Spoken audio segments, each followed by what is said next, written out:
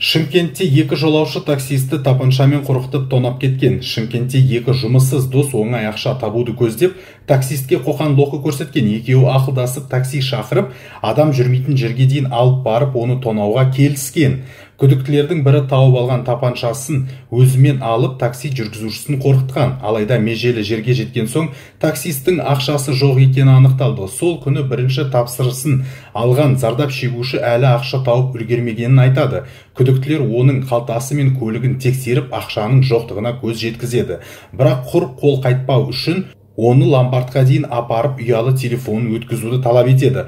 Тапанша ұстаған тонаушының бірі таксистпен бірге ломбардқа кіріп, екіншісі көлікте қалды. Зардап шегушінің гаджеті 175 мың теңгеге бағаланды. Арам ойын іске асырған екі дос кейін қаланың екі шетінен түсіп қалады. Ал таксист тапсырысты аяқтаған соң полицияға шағым түсіреді. Еңбекші аудандық полиция бөлімшесінің ішкі құрамы күдіктілерді іздеуге толық жұмылдырылды. Полицейлер күдіктілерді бейнебақылау камералары арқылы тауып қолға түсірді.